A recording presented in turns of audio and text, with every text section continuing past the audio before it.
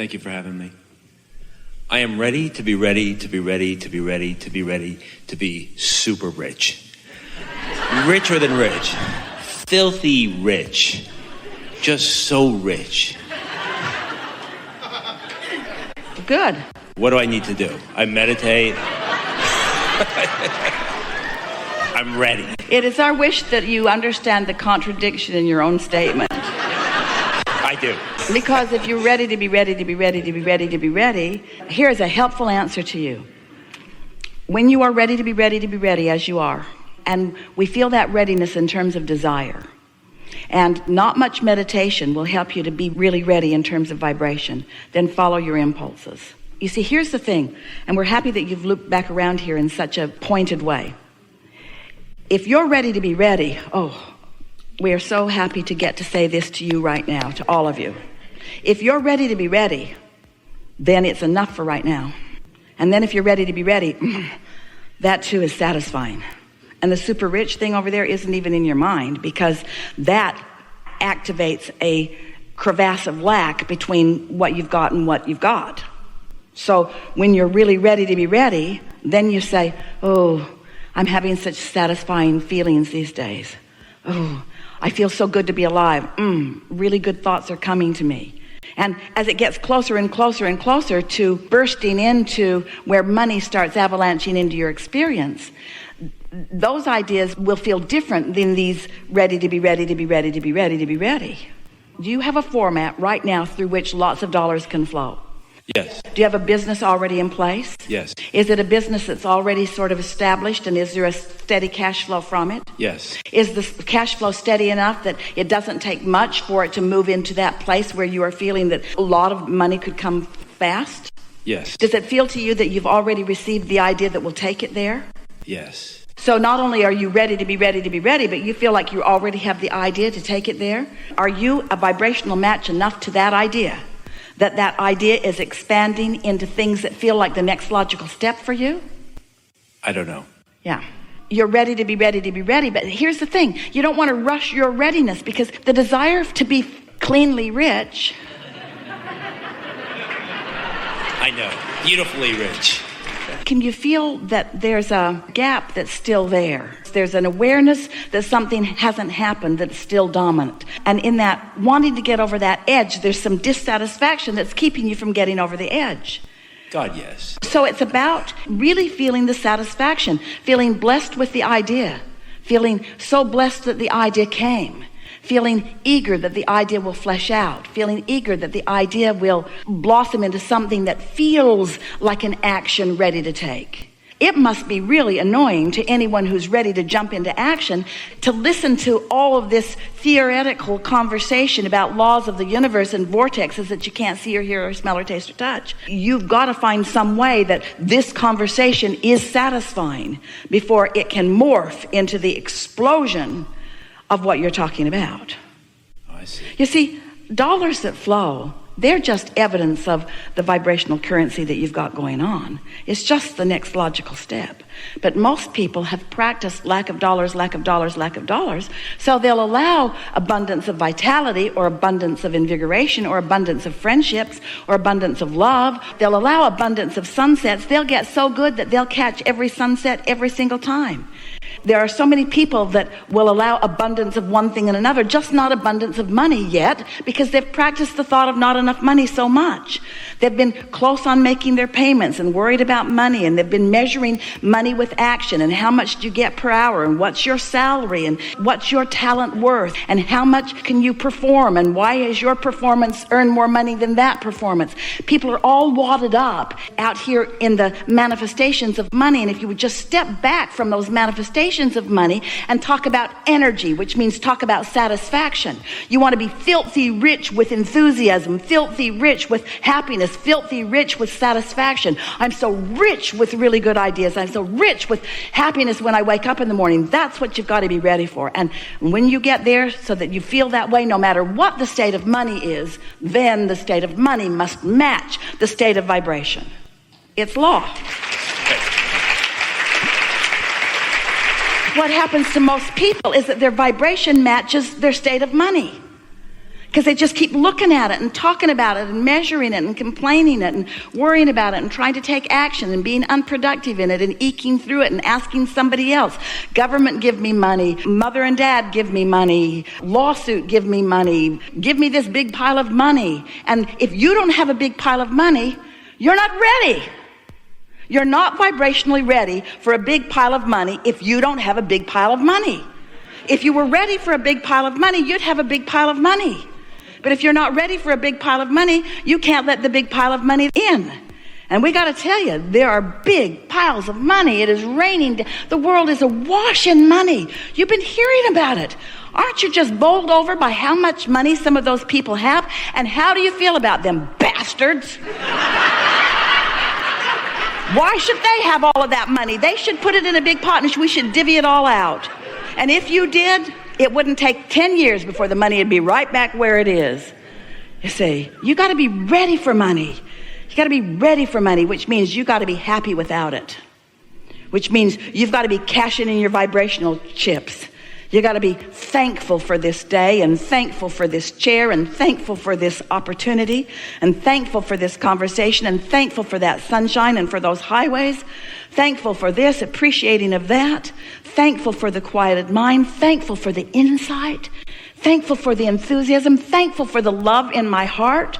Thankful for that precious face. Thankful for this person I've never met in my life and on the elevator had such a nice exchange with not even any words because there was a language barrier, but oh my God, how good it was to meet you. Thankful, thankful, thankful, thankful, thankful, thankful, thankful, thankful, thankful, thankful, thankful, thankful, thankful, thankful, thankful. Thankful just brings more and more and more and more and more. And argumentative doesn't. It's great. It is. Thank you. Really good conversation. Thank you.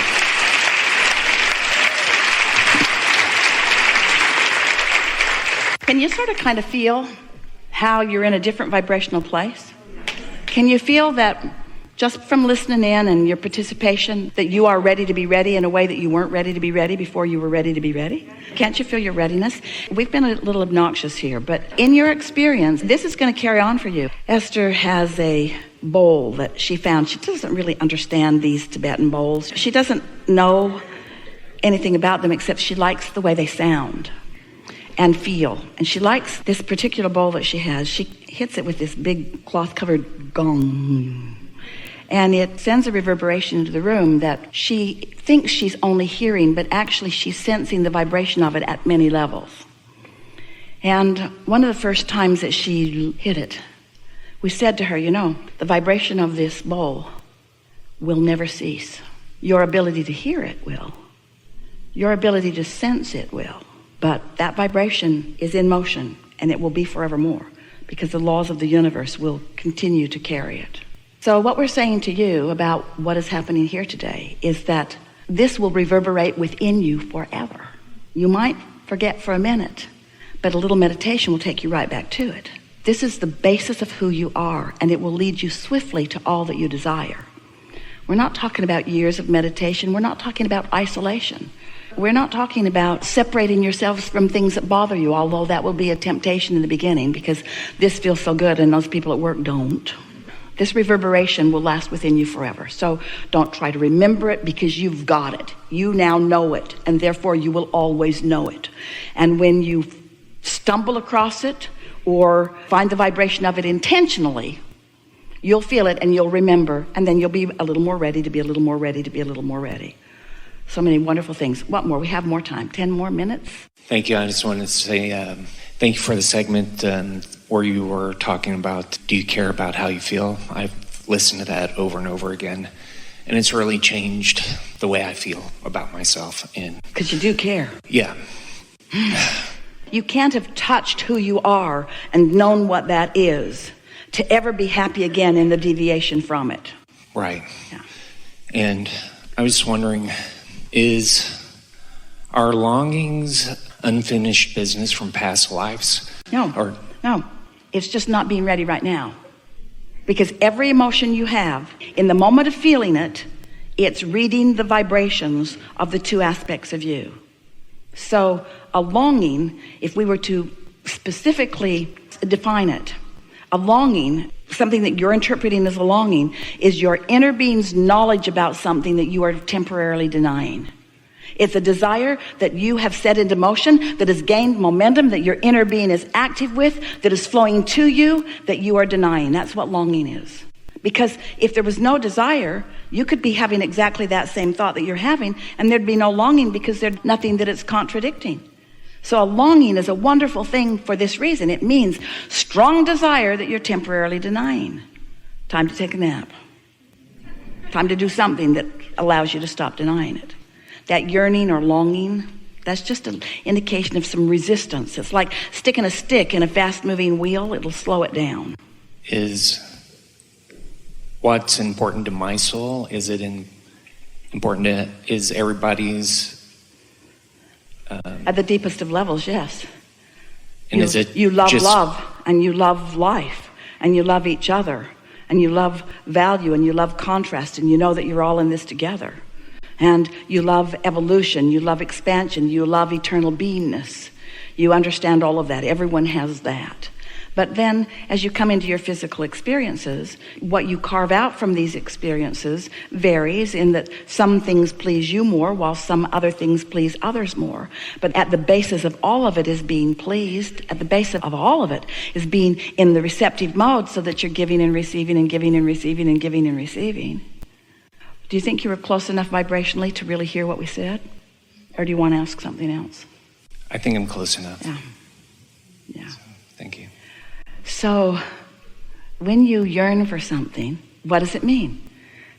Soothe yourself with your answer. It means I have a desire. It doesn't mean I have a lack or I have a void or I have an emptiness. It means I have a desire. What else does it mean? I have a desire that I can move toward. What else does it mean? I'm not moving it toward it right now. What else does it mean? I could move more toward it right now if I chose to. But you have to start at the premise that source is on your side. You have to start at the premise that well-being does abound, and it does. You have to start with the premise that you are eternal beings. You have to accept somewhere along this getting ready to be ready to be ready. And we've been talking to you for a number of years, and we've given you so much information that you're ready to be ready for, so that you now know, we know you know, that your source energy, that your inner being is looking from what you want to call a non-physical realm, because it hasn't manifested in some way that you could define it through your eyes and ears and so forth. But this non-physical counterpart of you is looking where you are and is involved in this conversation. No matter what this conversation is, your inner being is involved in it, you see. So when you are in harmony with what your inner being knows about what you want, there's no yearning, there's satisfaction. But if there's yearning, then you got some sticky belief that's in the way that you've got activated just now, because beliefs don't stay active. You got to keep them active. If you don't keep them active, they will dissolve. They will stop being a player in your experience if you don't keep them active. Isn't that nice to know? Enough? Enough. Really good. Thank you.